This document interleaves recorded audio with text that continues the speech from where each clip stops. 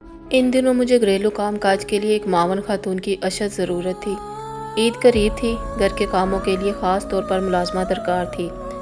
اسی پریشانی میں بیٹھی ایک دن دعا کر رہی تھی کہ دروازے پر بیل بجی۔ در کھولا تو سامنے ایک بوڑھی عورت کو پایا۔ وہ اتنی تھکی ہوئی اور خستہ حال تھی کہ بے ساختہ میرے منہ سے نکلا، بڑی بھی اندر آ جاؤ۔ میرا مطلب تھا کہ اسے کھانا دے دوں اور کچھ رقم بھی، کیونکہ وہ فاقہ زدہ اور کمزور لگ رہی تھی، کپڑے بھی میلے اور بوسیدہ تھے۔ جب میں نے اسے برآمدے میں بیٹھنے کا اشارہ کیا تو وہ سمجھ گئی اور بولی، دی رانی مجھ کو خیرات نہ چاہیے، کام چاہیے۔ اماں اس عمر میں تم کون سا کام کرو گی؟ جو کہو گی کر دوں گی، مجھے سب کام آتا ہے۔ کہیں پہلے کام کیا ہے؟ نہیں، گاؤں سے سیدھی آ رہی ہوں، پہلا در تمہارا کھٹکھٹایا ہے۔ میرا گھر دیکھ رہی ہو کتنا بڑا ہے، جھاڑو پونچھے کے علاوہ گھر کے اور بھی کام کروانے ہیں، برتن اور کپڑے دھونے ہوں گے، کھانا بنانا یہ کوئی نوجوان عورت ہی کر سکتی ہے۔ بیٹی میں یہ سب کام کر سکتی ہوں، دیہاتی عورت ہوں، میں نے بہت سخت کام کیے ہیں بی بی، ہم سخت جان لوگ پیدا ہی کام کے لیے ہوتے ہیں۔ اس کے اصرار پر جان لیا کہ یہ بے حد ضرورت مند ہے، تبھی کہا، اماں ٹھیک ہے، تم کھانا کھا لو اور کچھ دیر آرام کر لو، پھر دیکھ لیتے ہیں۔ ویسے کیا کوئی بیٹا بیٹی نہیں ہے جو اس عمر میں کام کو نکلی ہو؟ سب ہیں، مگر یہ بڑی لمبی کہانی ہے، کبھی بتاؤں گی۔ خیر، اس کی خستہ حالت کو دیکھتے ہوئے مزید سوالات نہ کیے، اسے کھانا دیا۔ اتنے میں فون کی گھنٹی بجی۔ یہ میری نند شکیلہ کا فون تھا۔ اس نے کہا، بھابھی آپ کو ملازمہ کی ضرورت تھی؟ وزیرہ کو میں نے آپ کی طرف بھیجا ہے، اچھی عورت ہے، سگڑ ہے اور کام بھی کرتی ہے، اپنا باقی کا حال یہ تم کو خود بتا دے گی۔ میں نے ماں جی سے پوچھا کون سے گاؤں کی ہو اور حیدرآباد کیسے پہنچی، وہاں کہاں قیام تھا؟ وہ بتانے لگی، میں پنجاب کے ایک گاؤں منڈی سے ہوں اور حیدرآباد میں ایک صاحب کے گھر قیام تھا۔ ان کی بیوی کا نام شکیلہ ہے، شکیلہ بی بی نے ہی آپ کا پتہ لکھ کر مجھے دیا تھا، کیونکہ وہاں میری جان کو خطرہ تھا۔ میں نے آپ کا گھر بڑی مشکل سے ڈھونڈا ہے۔ میری نند کے گھر رہنے سے تمہاری جان کو کیا خطرہ تھا، مجھے بھی تو بتاؤ۔ تب ہی اس نے اپنی داستان غم سنائی۔ منڈی نامی دیہات میں وزیرہ کے شوہر تمیزے کی چند بیگھے زمین تھی، اسی باعث دن رات کی محنت کے بعد 2 وقت کی روٹی پیٹ پر میسر آ جاتی تھی۔ تمیزے کا کام کھیتی باڑی کرنا اور مویشی پالنا تھا، وہ بھی اس کام میں اپنے خاوند کی مدد کرتی تھی۔ پہلے ان کے پاس صرف 3 بیگھے زمین تھی، محنت مشقت کر کے اور مویشیوں کے کارن پائی جوڑ کر 3 بیگھے اور خرید لی۔ جب سے یہ کنبہ 6 بیگھے کا مالک بنا تھا، وزیرہ بڑی باغوان کہلانے لگی تھی۔ وہ اب کھیتوں میں کام کرنے کی بجائے اپنے گھر کی 4 دیواری میں بیٹھ کے بیٹی کے جہیز کی چادر کاٹتی رہتی تھی۔ تمیزدار نے بھی اپنی مدد کے لیے ایک چاکر بیلی رکھ لیا تھا۔ یہ غریب ایک یتیم اور بیبا سا لڑکا تھا، نحیف و کمزور، 2 وقت کی روٹی اور سالانہ 2 بوری گندم کے اوز تمام دن ان کے کھیتوں میں کام پر جتا رہتا تھا۔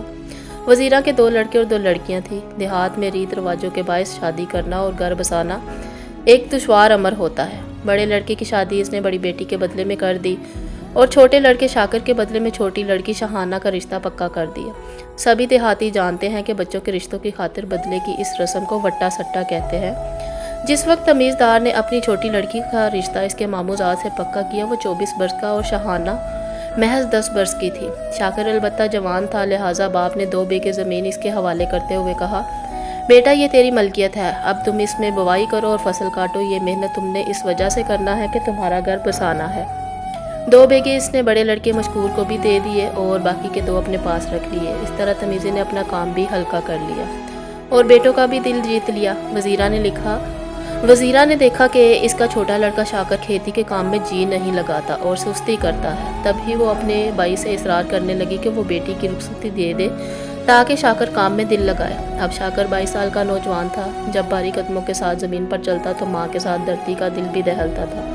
وزیرہ کا خیال تھا کہ شاکر کی عمر اب ایسی ہے، جب تک اس کے لیے عورت گھر میں نہ لائے گی وہ کمانے میں جی نہ لگائے گا۔ وہ شوہر کے پیچھے پڑ گئی کہ جلد اس بے تکمیل کو کھونٹے سے باندھو، ایسا نہ ہو کہ یہ بے لگام عمر کے تقاضوں سے بے قابو ہو جائے۔ ادھر شاکر کے حصے 2 بیگھے اجاڑ پڑے تھے، وہ بے دلی سے کام کرتا، زمین کو وقت پر پانی نہ ملے تو کیا فصل دے گی۔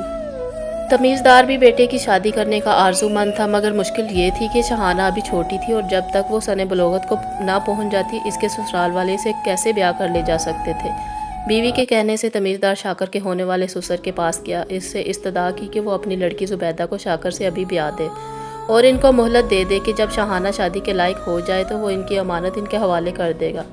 تھوڑی سی کشمکش کے بعد زبیدہ کا باپ مان گیا کیونکہ وزیرہ اس کی سگی بہن بھی تھی۔ اس نے شادی کی تاریخ دے دی۔ طے یہ پایا کہ 3 سال بعد وہ شاہانہ کو بہو بنا کر لے آئے گا، مگر اپنی بیٹی زبیدہ کا بیاہ ابھی شاکر سے کر دے گا۔ شاکر کی شادی زبیدہ سے ہو گئی، اس کا گھر بس گیا اور دل بھی آباد ہو گیا۔ وہ پورے ذوق و شوق کے ساتھ زمین کی آبیاری میں مصروف ہو گیا۔ فصل اتنی اچھی ہوئی کہ تمیزے کی بانچھیں خوشی سے کھل گئی۔ 3 سال میں ہی انہوں نے 2 بیگھے اور خرید لیے۔ اب تمیزے اور وزیرہ کی خوشی کا کوئی ٹھکانہ نہ تھا۔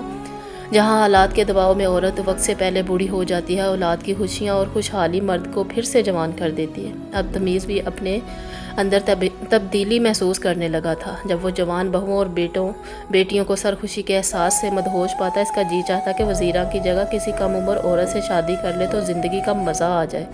جوانی تو غربت کے بوجھ تلے کراہتے گزری۔ دیہاتیوں میں بھی غربت کے باوجود اکثر دوسری شادی کا رواج ہوتا ہے۔ اس طرح کہ اگر لڑکیاں زیادہ ہو تو ان کو بدلے میں دے کر باپ یا بھائی اپنے لیے دوسری بیوی لے آتے ہیں، مگر تمیزدار کے تو 2 ہی لڑکیاں تھیں اور دونوں اپنی بابیوں کے بدلے میں جانی تھی۔ اب تمیزہ بغیر وٹے کے دوسری عورت کیسے گھر لا سکتا تھا؟ اس نے اپنی الجھن کا وزیرہ سے ذکر کیا تو وہ گمسم رہ گئی۔ سوتن کے آنے کا اسے اتنا غم نہ ہوتا جتنا ڈر اس بات کا تھا کہ اگر اس کے شوہر نے دوسری شادی کا پکا ارادہ کر لیا تو کہیں سمدھی سے کیے معاہدے سے نہ مکر جائے۔ وہ شاکر کی بیوی کو گھر لے آیا تھا، مگر بدلے کے رشتے پر شاہانہ ابھی تک اس کے بھائی کے گھر بہو بن کر نہیں گئی تھی۔ اب اگر تمیزے دوسری بیٹی کو اپنے بدلے میں دے کر نئی بیوی لے آیا تو شاکر کا گھر اجڑ جاتا۔ اس عورت کو اپنا تو اپنا، ساتھ ساتھ بیٹی کا گھر بھی اجڑتا نظر آ رہا تھا۔ اس نے سوچا تمیزے کی نیت بدلتی دکھائی دیتی ہے۔ اگر وعدے کے مطابق شاہانہ کا ہاتھ زبیدہ کے بھائی کے ہاتھ میں نہ دیا گیا تو یقیناً شاکر کا سسر بھی اپنی بیٹی کو واپس لے جائے گا، جبکہ اب تو شاکر اور زبیدہ کے 3 پیارے پیارے بچے بھی ہو چکے تھے۔ یہ ظلم تھا جو تمیزدار سب پر ڈانا چاہتا تھا۔ وزیرہ نے اپنے دونوں بیٹوں اور بہوؤں کو شوہر کے ارادے سے آگاہ کیا اور بھائی کو کہلا بھیجا کہ جلد تم برادری کے مردوں کو لے کر آؤ اور شاہانہ کی رخصتی کی تاریخ لے لو، ورنہ سمجھ لو کہ لڑکی ہاتھ سے گئی۔ بہن کا پیغام ملتے ہی شاکر کا سسر بھاگا آیا اور شاہانہ کو بہو بنا کر لے جانے کی تاریخ مانگی۔ تمیزدار آنی کانی کرتا رہا، تب ہی بیٹیوں اور بہوؤں نے بیوی نے مل کر شوہر کو سمجھایا کہ جب ماموں نے زبیدہ کو دے دیا ہے اور بدلے میں تم شاہانہ کو دینا قبول کر چکے ہو تو اب دیر کرنے کی کیا ضرورت ہے۔ وزیرہ کا شوہر اس وقت تو مجبور ہو گیا اور تاریخ دے دی، مگر سالے کے جاتے ہی بیوی پر برس پڑا کہ تم نے اپنے بھائی کو سندیسہ کیوں بھجوایا؟ میں نے 3 برس بعد شاہانہ کو بیاہ دینے کی مہلت دی تھی، یہ پہلے ہی تاریخ لینے کیسے آ گیا؟ میں یہ شادی نہ ہونے دوں گا۔ بیوی بولی، شاہانہ کے بھائی جوان ہو چکے ہیں اور اب میں اتنی کمزور نہیں رہی، تم زبان سے نہیں پھر سکتے۔ اگر تم کو نوراں جٹی سے دوسری شادی کی اتنی جلدی ہے تو بے شک اس کو بیاہ کر لے آ، اس کے بدلے اپنی زمین اس کے وارثوں کو دے دے، بیل دے، مجھے کوئی اعتراض نہیں، مگر شاہانہ میرے بھتیجے کی منگیتر ہے تو بددیانتی کر کے میرے بیٹے کا گھر نہیں اجاڑ سکتا، اور نہ میں کبھی اپنی بیٹی کو تیرے بیاہ کے بدلے میں دوں گی۔ بیوی کی بات سن کر وہ غصے سے پھنکارتا ہوا گھر سے نکل گیا۔ مقررہ تاریخ پر بارات آ گئی۔ شاہانہ کو ماں اور بابیوں نے دلہن بنایا۔ بھائی مہمانوں کا سواگت کرنے لگے۔ زبیدہ نے شکرانے کے نفل پڑھے، اس کے بدلے کے لڑکی اس کے بھائی کے حوالے کی جا رہی تھی، سو اس کا گھر بھی اجڑنے سے بچ گیا۔ باراتیوں نے کھانا کھا لیا اور جب شادی کی رسموں کے لیے دلہا نے اس کمرے کی دہلیز پر قدم رکھا جہاں دلہن بیٹھی ہوئی تھی کہ اچانک ہنگامہ کھڑا ہوا۔ تمیزہ چلا رہا تھا، گالیاں بک رہا ہے کہ تم لوگ نکلو میرے گھر سے، میں اپنی بیٹی تم لوگوں کے حوالے نہ کروں گا۔ سب ہکا بکا رہ گئے، سمجھے کہ لڑکی کے والد کا دماغ چل گیا، رنگ میں بنگ پڑ گیا۔ باراتی اپنا سا منہ لے کر رخصت ہو گئے۔ شاہانہ کے بھائی بھی دم بخود رہ گئے، ان کی سمجھ میں نہ آتا تھا کہ باپ کو کیا ہو گیا ہے۔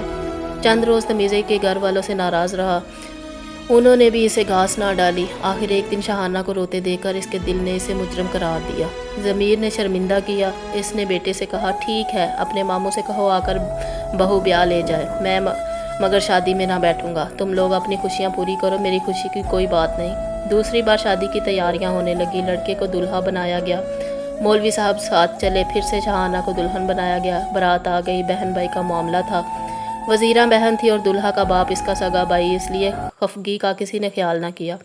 عین نکاح کے وقت دلہن کا باپ آ گیا، اس نے آتے ہی شور مچا دیا، یہ شادی بغیر ولی کے کیسے ہو سکتی ہے جبکہ میں دلہن کا باپ زندہ ہوں؟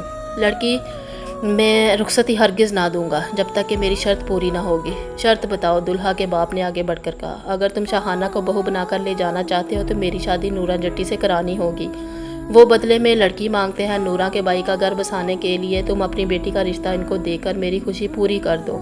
میں نے شاہانہ کے بدلے زبیدہ دی۔ اب میں اپنی بہن کے اوپر سوتن لانے کو اپنی دوسری بیٹی نورا کے بھائی کے نکاح میں دے دوں؟ یہ کیسی شرط رکھی ہے تم نے؟ کیا تمہارا دماغ خراب ہے؟ سالے نے بہنوئی سے ترش لہجے میں کہا۔ ٹھیک ہے، اگر میری شرط پوری نہیں کر سکتے تو بارات واپس لے جاؤ، میں شاہانہ کا رشتہ تم کو دینے سے انکاری ہوں۔ شاہانہ گھونگھٹ میں اپنی قسمت کو روتی رہ گئی اور بارات واپس چلی گئی۔ دلہا جاتے ہوئے کہہ گیا کہ پھوپھا تمیزدار سن لو، تم نے 2 بار ہماری بے عزتی کی ہے، اب ہم تم کو دیکھ لیں گے۔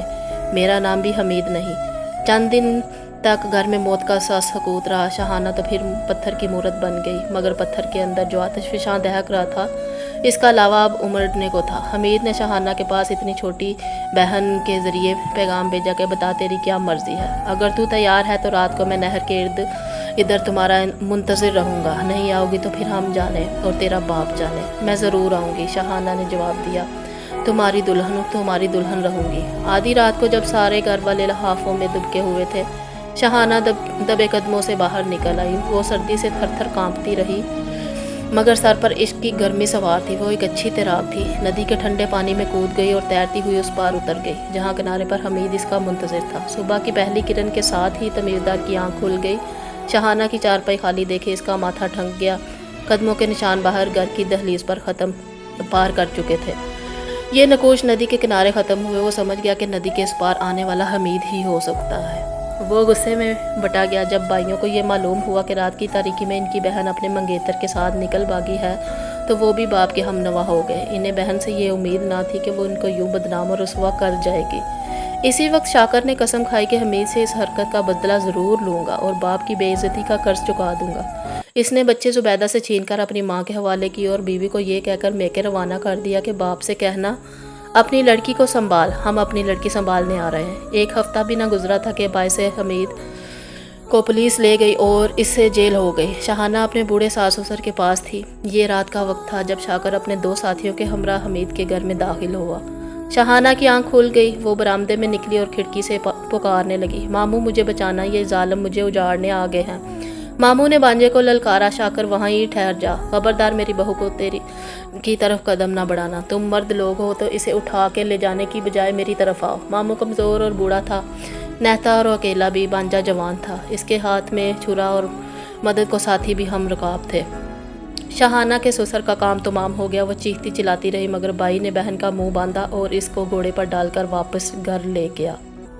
حمید بیچارہ جیل کی سلاخوں کے پیچھے ضمانت کا منتظر تھا۔ اس پر نمبردار کے بکرے چرانے کا الزام تھا۔ اس کو خبر نہ تھی کہ اس کی دنیا لٹ چکی ہے۔ شاہانہ کو تو یہ واپس لے آئے تھے، اب باپ اور بھائیوں کو 2 مسئلے درپیش تھے۔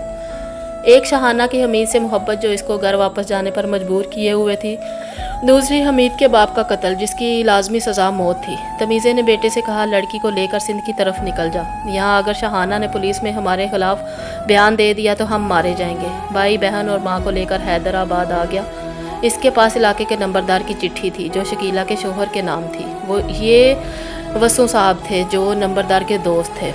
اب شاہانہ کی رکھوالی شاکر کے لیے سب سے بڑا مسئلہ تھی۔ وہ وسو صاحب کی پناہ میں چند دن ہی رہ سکتے تھے۔ بظاہر شاہانہ کہتی تھی کہ شاکر میں تمہاری بہن ہوں، مجھ سے غلطی ہوئی ہے، میں واپس سسرال نہ جاؤں گی اور نہ ہی تمہارے خلاف پولیس کو بیان دوں گی۔ مگر شاکر کو یقین تھا کہ یہ خوف سے ایسا کہہ رہی ہے، جب موقع ملا یہ ضرور واپس حمید کے گھر جائے گی اور اس کا واپس جانا گویا موت کا آنا ہے۔ ماں شاکر سے سخت ناراض تھی کیونکہ اس نے باپ کے ساتھ مل کر اس کی بھتیجی 3 بچوں کی ماں زبیدہ کو میکے بھیجا تھا، اس کے بھائی کا بھی خون کر دیا تھا اور شاہانہ کا گھر اجاڑنے کے در پہ تھا۔ اس نے کہا شاکر تو اپنے باپ سے بڑھ کر ظالم نکلا، تو شاہانہ سے نہ ڈر، وہ تیرے خلاف گواہی نہ دے گی، اگر گواہی کی نوبت آئی تو میں دوں گی گواہی، تیری ماں، اگر تو نے شاہانہ پر مزید کوئی ظلم ڈھایا تب میں تم کو معاف نہ کروں گی۔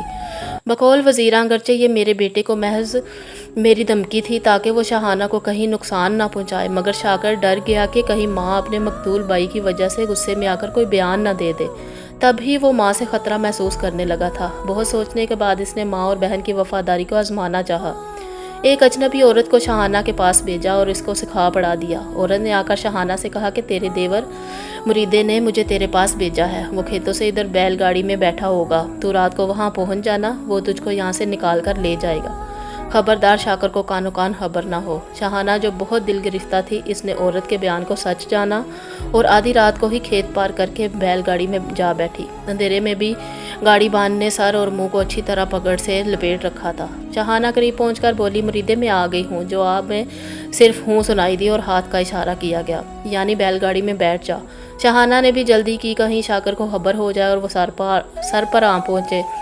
वो जल्द अज जल्द इस इलाके से निकलने की दुआ करने लगी। बैलगाड़ी चल दी और काफ़ी आगे जाकर बियाबान में रुक गई। गाड़ीबान उतर गया और बोला, शहाना उतर, अब सफ़र मुमकिन नहीं, सुबह चलेंगे। शहाना ने आवाज़ सुनी तो लर्ज उठी। यह आवाज़ तो इसके भाई शाकर की थी। वो बैलगाड़ी से उतर ना रही थी क्योंकि इसे इसके अंजाम का अच्छी तरह पता था। शाकर ने इसे मौत के घाट उतारने की मुनासिब जगह मुंतखब की थी। वो खुशामद करने लगी, मेरे भाई मुझे मत मारना, मुझको एक बार मोहलत दे दे, मैं तेरे खिलाफ़ कभी बयान ना दूंगी। तू नहीं तो माँ मेरे खिलाफ बयान देगी। जिसने भागने में आज भी तेरी मदद की है, तू गलत सोच रहा है। माँ कभी तेरे खिलाफ बयान नहीं देगी। वो बैलगाड़ी से उतरी तो देखा कि शाकर के हाथ में छुरा है।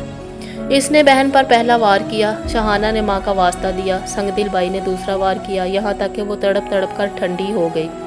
इसके बाद वो वापस वसूम साहब के घर नहीं आया, बल्कि नंबरदार के पास चला गया। वहाँ से माँ को फ़ोन किया कि शहाना का इंतज़ार मत करना, वो वापस नहीं आएगी। मैंने इस तरह से तेरी दगाबाज बेटी को ठिकाने लगा दिया है। मुझे यकीन है कि तू मेरे खिलाफ बयान नहीं देगी, फिर भी मुझे तुझ पर एतबार नहीं आ रहा। अब तू वसूम साहब के घर से गांव चली जा। कब तक यहाँ गैरों के दर पर पड़ी रहेगी? इतनी कहानी सुनाकर वज़ीरा फूट फूट कर रोने लगी। ये थी अम्मा वज़ीरा की कहानी, जो महज 2 साल मेरे पास रहकर बिलाखिर एक रोज़ बीमार होकर ये दुनिया छोड़कर चली गई। इसने मुझसे वादा लिया था कि इसके जीते जी मैं इसकी ज़िंदगी दास्तान गम को किसी पर अफशा ना करूँगी, इसका राज ही रखूँगी, और मैंने वादा कर लिया था। बेशक इसके बेटे ने संगीन जुर्म का इर्तकाब किया था। वो बाद में हमीद के रहा हो जाने पर अपने अंजाम को पहुँचा भी, मगर माँ इसे बचाने की खातर महरबल्ब रहना चाहती थी। सच है, माँ का दिल समंदर से भी गहरा और वसी होता है। इस हस्ती का कोई नेमुल बदल नहीं है। मेरे चैनल को प्लीज़ सब्सक्राइब कीजिए, लाइक कीजिए, शेयर कीजिए।